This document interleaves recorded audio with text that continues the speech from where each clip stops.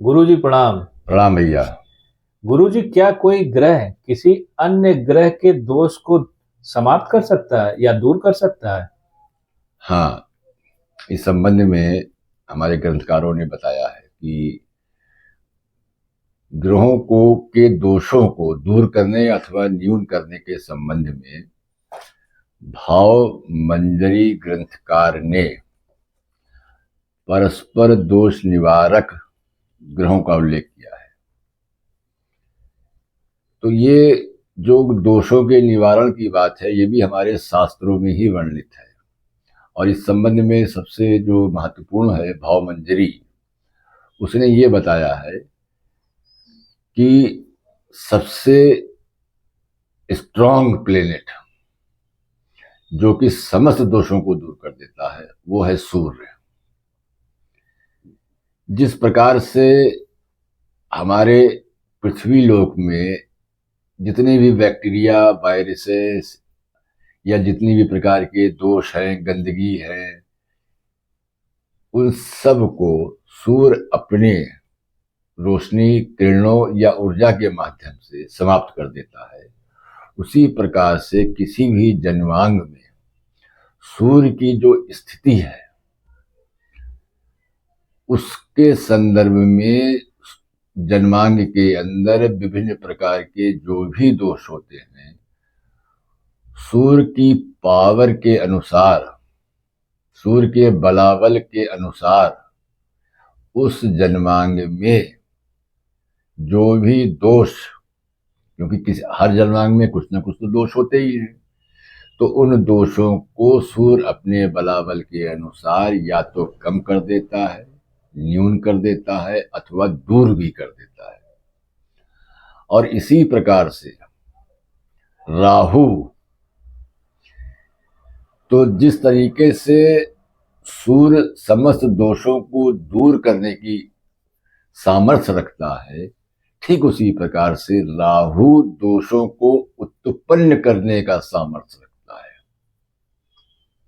तो आइए अब हम इस संदर्भ में भाव मंजरी ग्रंथकार ने जो परस्पर दोष निवारक ग्रहों का उल्लेख किया है उसको क्रमवार आइए हम लोग देखते हैं और एक उदाहरण से समझने का प्रयास करते हैं।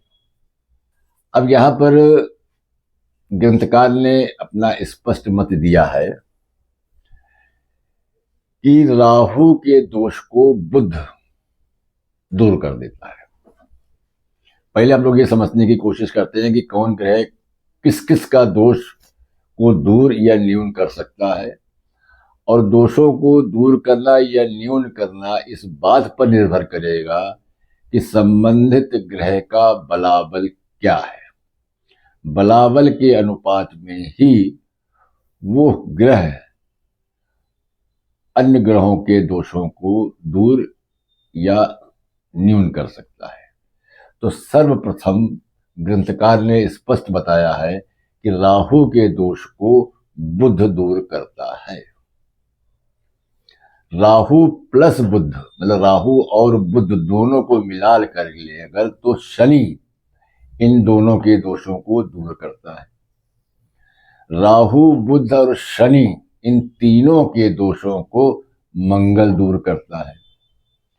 राहु, बुध, शनि और मंगल इन चारों को शुक्र दूर करता है।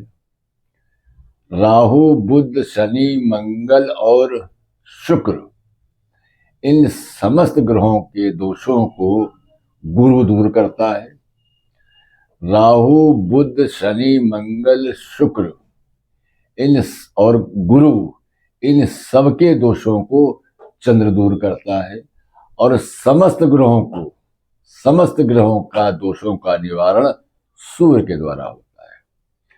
तो इससे ये स्पष्ट है कि राहु मात्र दोष उत्पन्न करने वाला ग्रह है और सूर्य मात्र एक ऐसा ग्रह है जो अन्य के दोषों को दूर करने का सामर्थ्य रखता है। अब इसको एक जन्मांग के माध्यम से हम लोग समझने का प्रयास करते हैं कि इस भाव मंदिर ग्रंथकार ने जो सूत्र दिया है परस्पर दोष कारक का उसको किस प्रकार से किसी भी जन्मांग के माध्यम से हम लोग यहाँ पर समझ सकते हैं।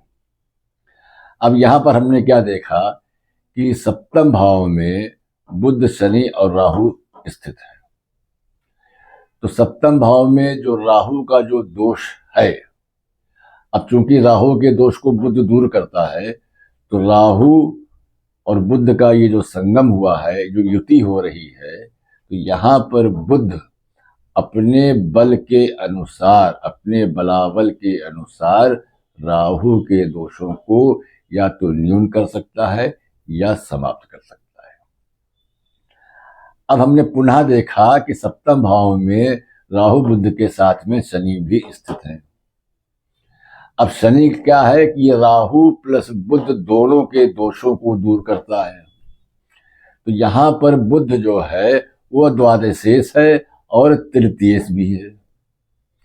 तो तृतीयेश और द्वादशेष होने से बुध भी यहाँ पर अशुभ परिणाम देने के लिए सप्तम भाव में स्थित है। तो राहु और प्लस बुध, इन दोनों के दोषों को दूर कौन कर सकता है? शनि। तो शनि की यहाँ पर स्थिति, अगर हम इस सूत्र के अतिरिक्त जो सामान्य सूत्र हैं, अगर हम उनको लगाते हैं, तो हम ये देखते हैं कि यहाँ पर बैठ करके शनि सप्तम भाव को दूषित कर रहा है। परंतु जब परस्पर दोष हरण कारक के रूप में जब हम शनि को देखते हैं, तो ये शनि बुध और राहु दोनों के दोषों को यहाँ पर दूर कर रहा है। अब इसी प्रकार से अब अगर हम देखें कि गुरु की जो दृष्टि है वो यहाँ पर सप्तम भाव के ऊपर पड़ रही है। हमने क्या देखा कि गुरु किन किन के दोषों को दूर करता है? गुरु जो है वो राहु, बुध, शनि, मंगल और शुक्र, इन समस्त ग्रहों के दोषों को दूर करता है। अर्थात गुरु की ये जो दृष्टि है राहु, बुध और शनि की, तो इस दृष्टि से ये जो शनि का यहाँ पर अष्टमेश होने का भी जो दोष है, बुध का जो द्वादशेश और तृतीयेश होने का जो दोष है, राहु का सप्तम भाव में स्थित होने का जो दोष है, तो इन तीनों ग्रहों के दोष को गुरु अपने दृष्टि से और अपने बलाबल के अनुसार इन तीनों ग्रह के दोषों को न्यून करने में सामर्थ होगा। अब इसी प्रकार से सूर्य की दृष्टि किसी के ऊपर नहीं है, कोई भी ग्रह नहीं है यहाँ पर है। चंद्र की दृष्टि यहाँ पर मंगल के ऊपर है। अब चंद्रमा जो है वो मंगल के दोषों को दूर करने में सामर्थ्य रखता है। अब यहाँ पर मंगल जो है चूंकि परम योगकारी प्लेनेट है, तो मंगल के अंदर चंद्रमा की दृष्टि मंगल के ऊपर पड़ने से अगर मंगल में भी कोई दोष होता तो वो चंद्रमा अपनी दृष्टि से यहाँ पर उसको दूर कर देता। तो इस प्रकार से किसी भी जन्मांग में इस क्रम से के दृष्टिगत हम ये समझ सकते हैं कि कौन ग्रह किस ग्रह के दोषों को न्यून अथवा समाप्त अपने बलाबल के अनुसार कर सकता है।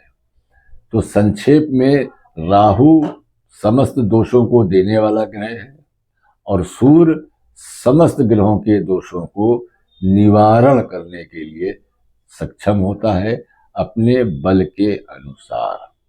मैं आशा करता हूं कि ये सूत्र आप लोगों की समझ में आ गया होगा। धन्यवाद।